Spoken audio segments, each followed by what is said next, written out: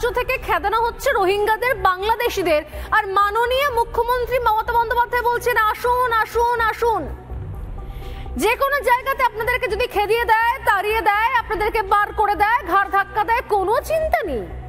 আমার রাজ্য আছে তো, আমার রাজ্যে চলে আসুন, এসে ভোটার তালিকার নাম তুলুন, টেনশন কি কোই বাত নেই। কারণ আমি ভোটার তালিকা সংশোধন করতে দেব না। বক্তব্যকার মমতা বন্দ্যোপাধ্যায়। উনি ভোটার তালিকা সংশোধন করতে দিতে চান না এবং তার সঙ্গে তিনি বিভিন্ন সময়তে আমন্ত্রণ জানান যে আপনারা এই রাজ্যে চলে আসুন, এই রাজ্যে এসে ভোটার তালিকায় নাম তুলুন। মমতা বন্দ্যোপাধ্যায় ভোটার তালিকায় নাম তোলার ডাক দিয়েছেন। প্রশ্ন হচ্ছে বাংলাদেশি নাকি দেখতে পাচ্ছেন না মাননীয়া? বাংলায় পরপর ধরা পড়ছে বাংলাদেশি, তারপরেও রোহিঙ্গা বাংলাদেশি দেখতে পাচ্ছেনই না মুখ্যমন্ত্রী মমতা বন্দ্যোপাধ্যায়, বরং যাদেরকে তিনি তার চশমায় দেখতে পাচ্ছেন তারা সবাই তার ভোটার এবং তারা সবাই নাকি ভারতীয়।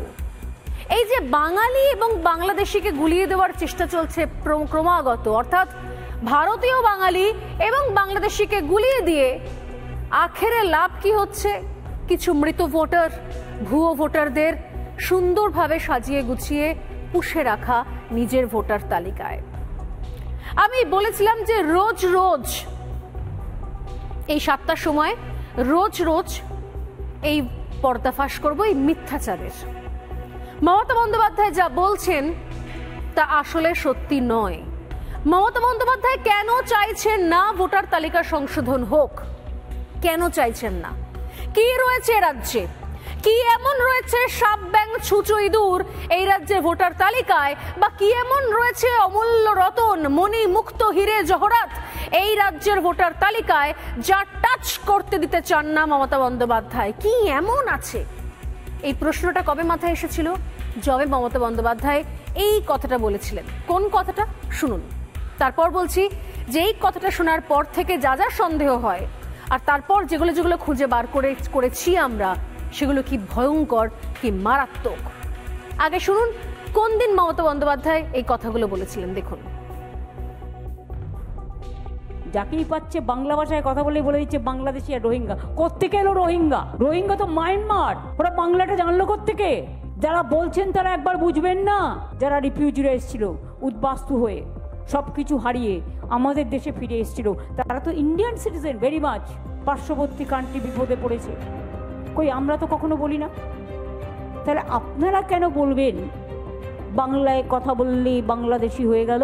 বিজেপির একজন নেতা বলছেন, কি বলছেন, এখানে নাকি 17 লক্ষ রোহিঙ্গা আছেন।